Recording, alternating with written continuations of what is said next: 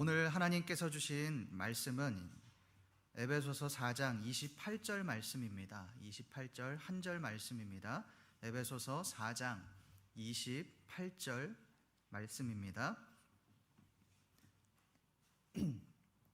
저와 여러분들이 한 목소리로 읽겠습니다. 시작. 도둑질하는 자는 다시 도둑질하지 말고 돌이켜 가난한 자에게 구제할 수 있도록 자기 손으로 수고하여 선한 일을 하라. 아멘. 여러분이 오늘 말씀을 한번 자세히 보십시오. 도둑질에 관한 이야기가 나옵니다. 그런데 이 말씀을 자세히 살펴보면 그 뒷부분에 구제에 대해서 말을 하는 것을 우리가 볼 수 있습니다. 도둑질과 구제, 뭔가 맞지 않는 부분을 말하고 있는 것 같습니다. 도대체 바울은 도둑질과 구제를 통해서 우리에게 무엇을 말하고자 하는 것일까요? 이것을 알기 위해서 우리는 먼저 도둑질이란 무엇인가에 대해서 한번 알아보겠습니다. 도둑질이라고 하는 단어는 원어로 가나브, 뜻은 훔치다, 몰래 가져가다, 속이다 라는 뜻입니다. 도둑질이라고 하는 것은 자기 것이 아닌 것을 몰래 자기의 것으로 훔치는 것, 그것을 도둑질이라고 말을 합니다. 얼마 전 경북에서 송유관에 구멍을 뚫어서 석유 121만 리터를 빼낸 그 일당이 검찰에 붙잡힌 사건이 있었습니다. 이들은 길가에 깊숙이 매장된 송유관에 구멍을 뚫고 고압 호수를 연결해서 2023년 4월까지 석유 121만 리터, 시가로 21억 상당의 석유를 훔쳐간 혐의로 구속이 되었습니다. 여러분, 이것이 남의 것을 빼앗은 것, 도둑질입니다. 그렇다면 성경에서는 이 도둑질에 대해서 뭐라고 말하고 있을까요? 우리 말씀을 보겠습니다. 레위기 19장 35절 말씀입니다. 함께 읽어보겠습니다. 시작. 공평한 저울과 공평한 추와 공평한 에바와 공평한 흰을 사용하라. 나는 너희를 인도하여 애굽 땅에서 나오게 한 너희의 하나님 여호와이니라. 레위기 19장 말씀을 한번 자세히 살펴보십시오. 공평한 저울과 공평한 추, 공평한 에바, 공평한 흰, 모두 공평이라는 말을 사용합니다. 이스라엘 백성들이 공평하지 않은 행동을 했다는 것입니다. 저울, 추라고 하는 것은 무게를 잴 때 사용하는 것입니다. 에바, 흰은 무게를 재는 단위를 말하는 것입니다. 하나님은 왜 이것에 대해서 말을 하고 있는 것일까요? 장사를 할 때 무게를 속이지 말라는 것입니다. 장사를 하며 속이며 도둑질을 하지 말라는 것입니다. 노량진 수산시장에 가면 상인들이 소비자를 속이는데 쓰는 방법 중에 하나가 바로 저울치기라고 하는 것입니다. 저울치기는 무게를 속여서 파는 것을 의미합니다. 이 저울치기의 수법이 아주 교묘해서 속아 넘어가는 소비자들이 굉장히 많습니다. 어떤 경우에는 이 수산물에 저울을 달 때 손이나 갈고리 같은 것으로 지그시 눌러서 무게를 늘립니다. 또 어떤 경우에는 수산물을 담는 그 바구니에 구멍이 뚫려 있는데 그 구멍을 다 막아서 물이 빠지지 않는 바구니 채로 저울에다 올려놓는 겁니다. 그러니 이 물의 무게까지, 수산물의 무게와 물의 무게까지 같이 계산이 되어서 무게를 속입니다. 이렇게 해서 부당 이득을 취하는 것, 이렇게 해서 자신의 배를 배불리는 것, 이것이 바로 성경에서 말하는 도둑질입니다. 그렇다면 바울은 도대체 왜 도둑질하지 말라고 말을 하는 것일까요? 오늘 말씀, 우리 28절 말씀을 함께 읽어보겠습니다. 시작. 도둑질하는 자는 다시 도둑질하지 말고 돌이켜 가난한 자에게 구제할 수 있도록 수고하여 선한 일을 하라. 바울은 다시 도둑질하지 말라고 그렇게 말을 합니다. 여기에서 이 다시라는 말에 주목하십시오. 이 말은 에베소 교인들 안에 도둑질하는 사람들이 있었다는 말입니다. 과연 에베소 교인들이 어떤 도둑질을 했을까요?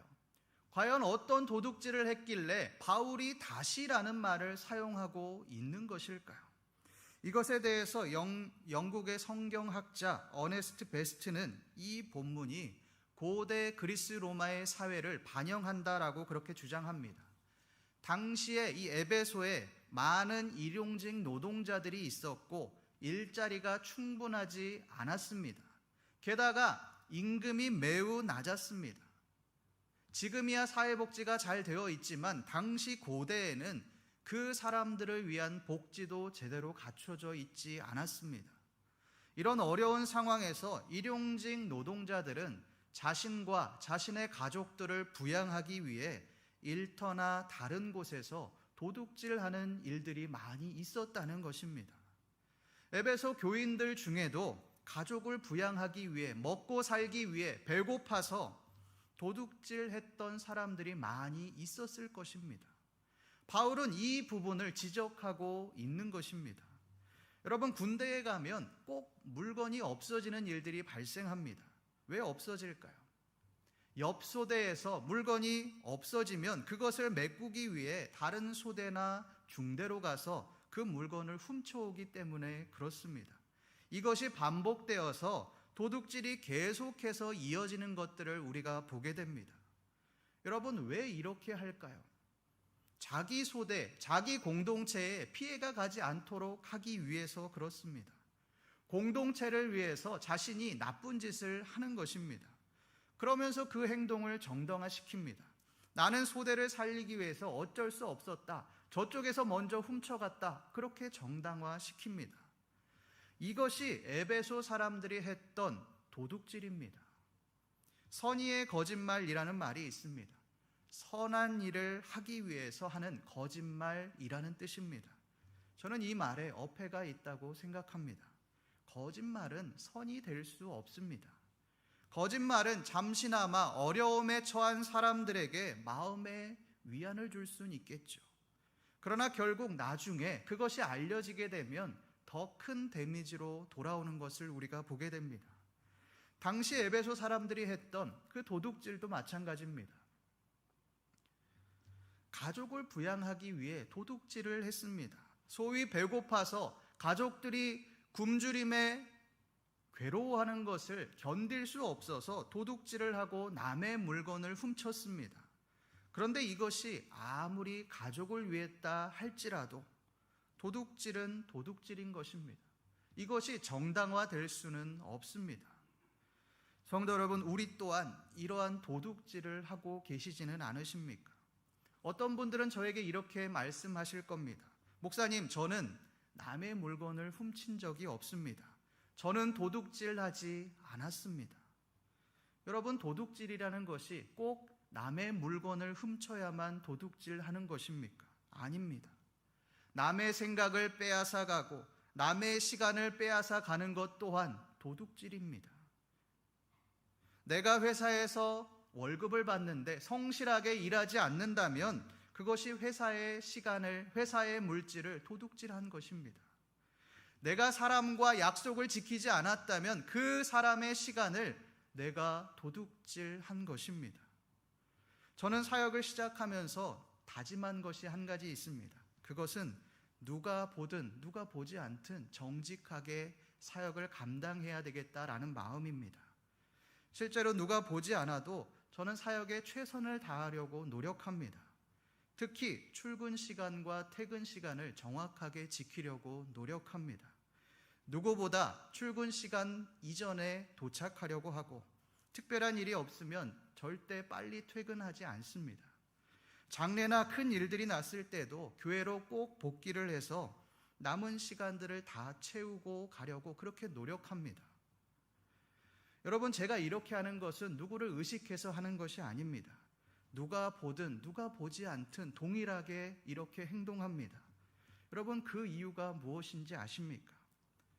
제가 교회에서 근무하는 시간은 내 시간이 아니라고 생각하기 때문에 그렇습니다. 하나님의 시간이기 때문에 이것을 지키지 않는 것은 내가 하나님의 시간을 빼앗는 것이다. 교회에 피해를 주는 것이다라고 생각하기 때문에 그렇습니다.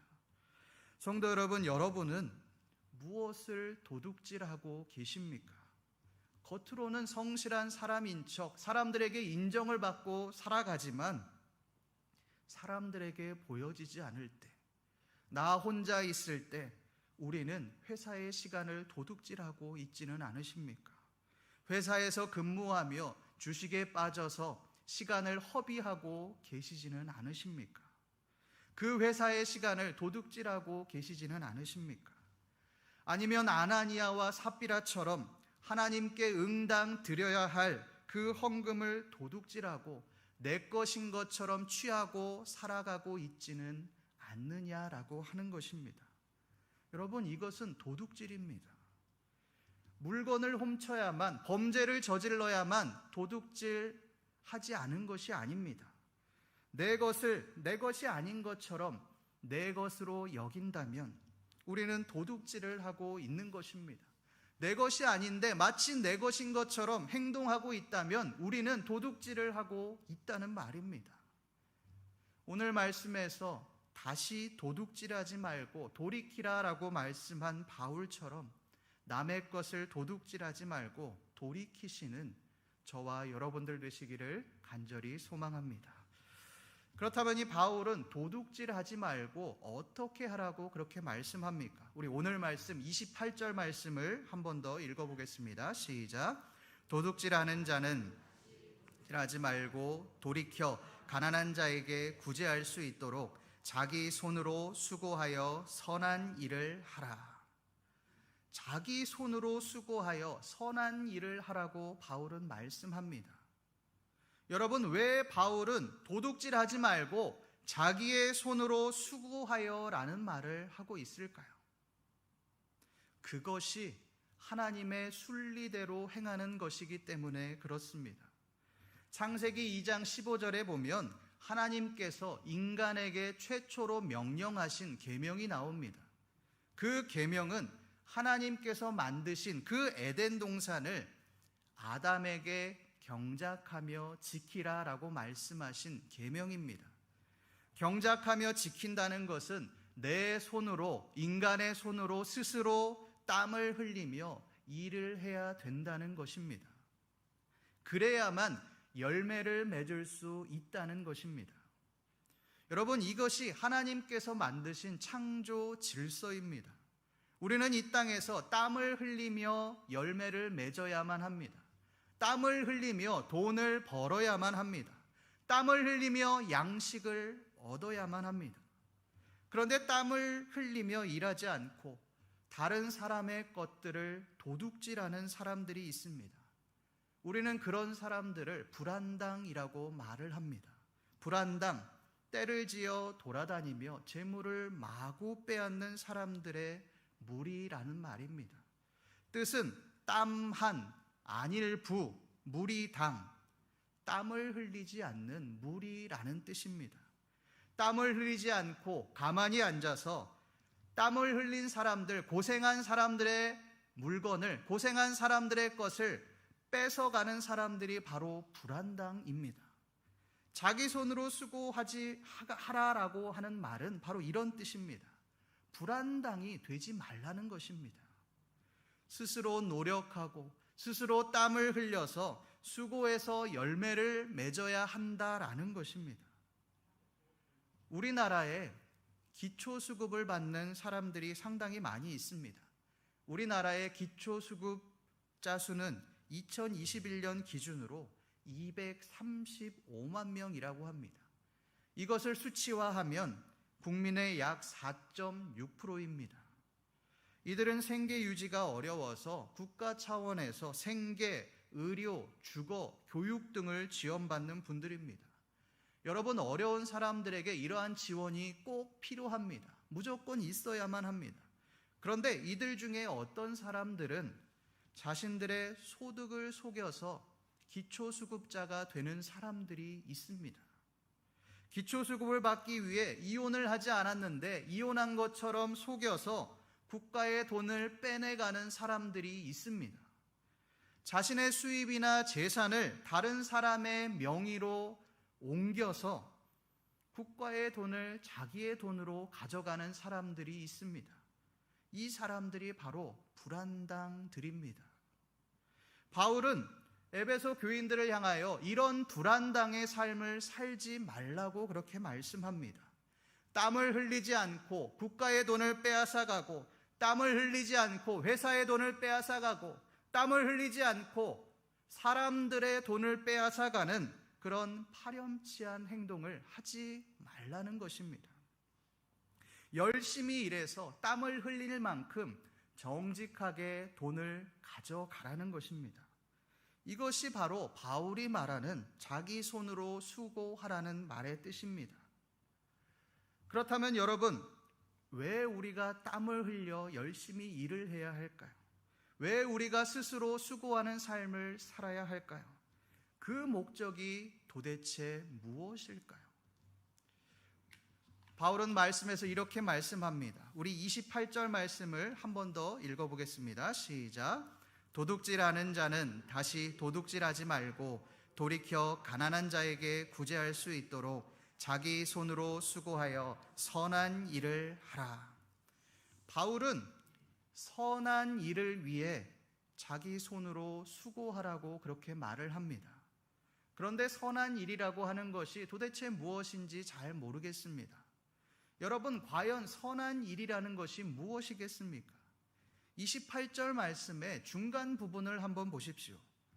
가난한 자에게 구제할 수 있도록 이라는 말이 나옵니다. 선한 일이 가난한 자에게 구제하는 것이라는 겁니다. 여러분, 이해가 잘 되지 않습니다. 왜요? 선한 일이 어떻게 가난한 자를 구제하는 것입니까? 여러분, 여러 가지 선한 일들이 많은데 바울은 왜 이것을 구제하는 것을 선한 일이다라고 그렇게 말을 하고 있는 것일까요? 우리 말씀을 한번 찾아보겠습니다. 마태복음 25장 40절 말씀을 함께 읽어보겠습니다. 시작. 임금이 대답하여 이르시되 내가 진실로 너희에게 이르노니 너희가 여기 내 형제 중에 지극히 작은 자에게 하나에게 한 것이 곧 내게 한 것이니라 하시고, 예수님은 마태복음에서 양과 염소의 비유를 통해 말씀하십니다. 내가 줄일 때 너희가 나에게 먹을 것을 주었고 목마를 때 나에게 마실 것을 주었다는 것입니다. 이에 의인들이 대답합니다. 주님, 우리가 언제 이 일을 행했습니까? 우리는 이 일을 한 적이 없습니다. 그때 임금이 대답합니다. 너희가 여기 내 형제 중에 지극히 작은 자에게 한 것이 곧 나에게 한 것이다. 여러분, 여기에서 말하는 내 형제는 잘난 사람이 아닙니다. 부자가 아닙니다. 지극히 작은 자입니다. 먹을 것이 없어서 먹지 못하는 자입니다. 헐벗고 병들어서 고생하고 있지만 누구 하나 거들떠보지 않는 그런 가치 없는 사람입니다. 그런 지극히 작은 자에게 한 것이 곧 예수님을 위해 한 것이라는 겁니다. 곧 하나님을 위해 한 것이라는 겁니다. 이것이 바울이 말하는 선한 일입니다. 레위기 19장 9절에서 10절 말씀에서 이렇게 말씀합니다. 우리 레위기 19장 9절에서 10절 말씀을 함께 읽어보겠습니다. 시작. 너희가 너희의 땅에서 곡식을 거둘 때에 너는 반 모퉁이까지 다 거두지 말고 내 떨어진 이삭도 줍지 말며 내 포도원의 열매를 다 따지 말며 내 포도원에 떨어진 열매도 줍지 말고 가난한 사람과 거류민을 위하여 버려두라. 나는 너희의 하나님 여호와이니라. 레위기 19장 9절에서 10절의 말씀은 곡식을 거둘 때에 지켜야 할 그 규례들에 대해서 말씀하고 있습니다. 그 내용이 무슨 말씀입니까? 곡식을 거둘 때에 반 모퉁이, 모서리까지 다 거두지 말라는 것입니다. 곡식을 거두다가 떨어진 그 이삭을 줍지 말라는 것입니다. 포도원에서 열매를 거두다가 그 열매가 떨어지면 그것을 줍지 말라는 것입니다. 왜요? 가난한 사람과 거류민들을 위해 그것을 행하라는 것입니다. 가난으로 인해서 먹지 못하는 사람들, 돈이 없어서 당장 먹을 것이 없어서 굶주린 사람들, 그 사람들을 위해 남겨두라는 것입니다. 그런데 여러분, 여기에 흥미로운 부분이 한 가지 있습니다. 그것은 레위기 19장의 전체적인 주제입니다. 레위기 19장의 전체 주제는 거룩입니다. 우리가 거룩하면 떠올리는 이미지는 무엇입니까? 하나님을 위해 열심히 예배하고 헌신하는 모습입니다. 우리가 하나님을 위해 몸 바쳐 헌신하고 거룩하고 경건하게 신실하게 예배하고 하나님을 위해 헌신하는 모습, 봉사하는 모습을 우리는 거룩하면 떠올립니다. 그런데 왜 이 거룩이라는 전체 주제 속에 가난한 자들을 위해 양식을 남겨두어라, 거류민들을 위해서 버려두어라 라고 말을 하는 것일까요? 이것이 거룩과 무슨 상관이 있을까요? 여러분, 가난한 자를 섬기는 것이, 연약한 자를 섬기는 것이 곧 거룩이기 때문에 그렇습니다. 그것이 거룩한 삶이기 때문에 그렇습니다. 성도 여러분, 우리가 도둑질하는 이유는 무엇입니까? 나를 위해 하는 겁니다. 나를 위해서 다른 사람은 희생이 되어도 괜찮은 겁니다.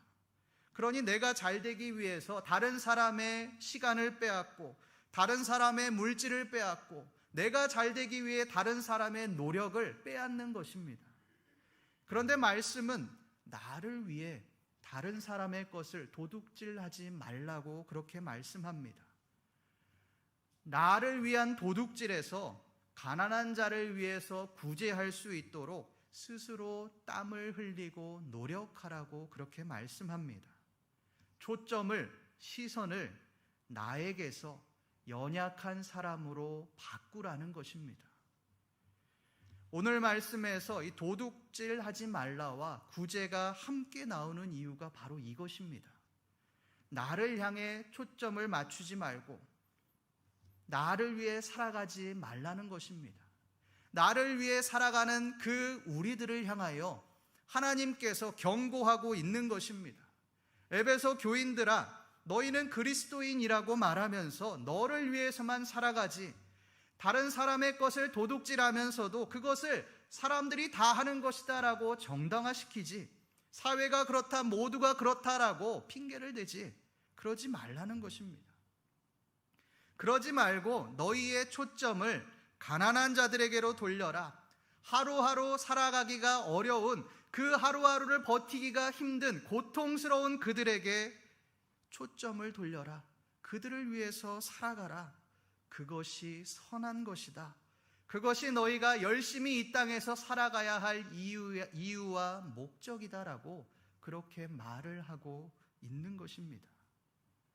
며칠 전에 분당 서현동에서 AK 플라자에서 칼부림 사건이 일어나서 14명의 피해자가 발생했습니다. 그 중에 한 명은 사망을 하는 안타까운 일이 있었습니다. 칼을 든 용의자가 이리저리 뛰어다니며 사람들을 찌르고 있던 그 상황에 의인 한 명이 등장을 합니다. 그 사람은 18살의 윤도일 군입니다.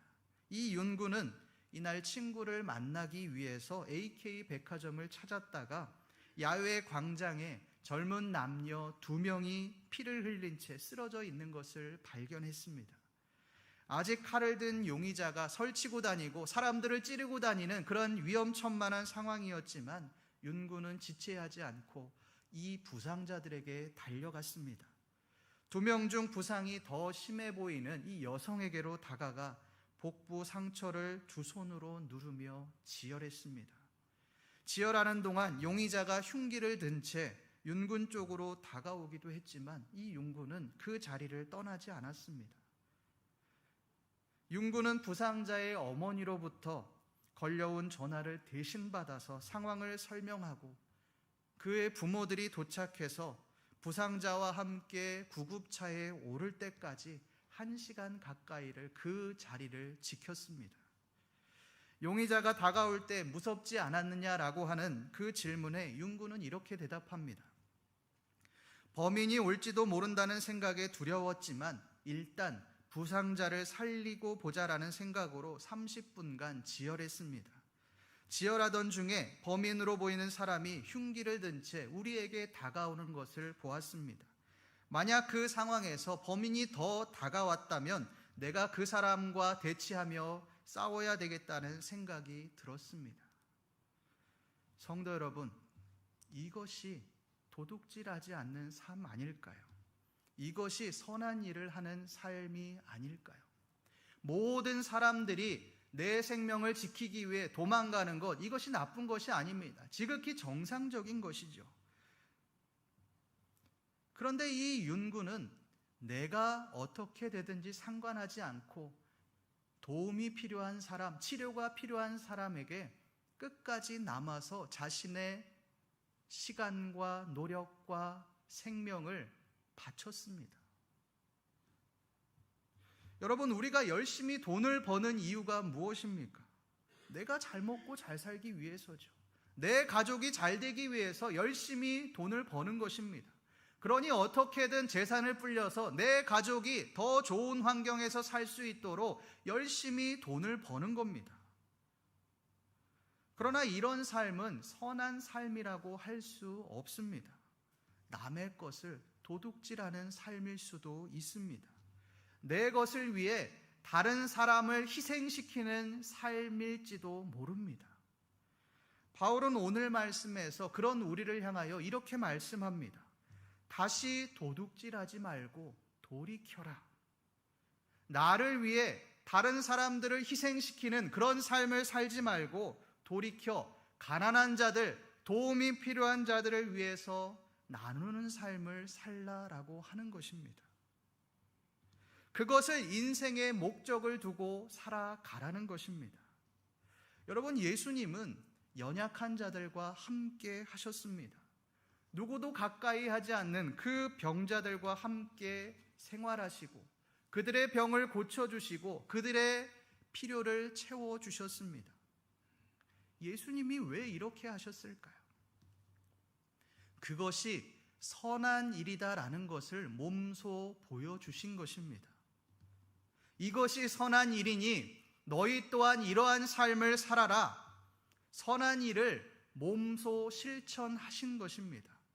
너만 잘 먹고 잘 살지 말고 연약한 자들, 도움이 필요한 자들을 돌아보며 살아가라는 것입니다. 너희의 인생의 목적을 돈으로 두지 말고 그 인생의 목적을 연약한 자들을 위해서 살아가는 삶을 살아가라라고 하는 것입니다. 성도 여러분, 우리의 삶의 목적은 무엇입니까? 내가 잘 먹고 잘 사는 것입니까? 우리 가족이 행복한 것입니까? 아니면 가난한 자를 구제하는 삶입니까? 우리가 잘 먹고 잘 살면 열심히 돈을 벌어서 부자가 되면 안락한 삶을 살겠죠. 사람들이 부러워할 만한 삶을 살아갈 것입니다. 그러나 인생의 의미는 없습니다. 우리의 삶은 이 세상으로 끝나지 않습니다. 우리가 힘들지만 어렵지만 우리의 것을 내어놓을 때, 우리의 것을 내어놓고 구제하는 삶을 살아갈 때 우리는 하나님 나라의 상급을 받고 살아가게 될 것입니다. 오늘 말씀에서 자기 손으로 수고하여 선한 일을 하라라고 말씀한 이 바울의 말씀처럼 구제하며 선한 일을 하며 하나님의 나라를 이 땅 가운데 이루어 가시는 신림교회 모든 성도님들 되시기를 간절히 소망합니다.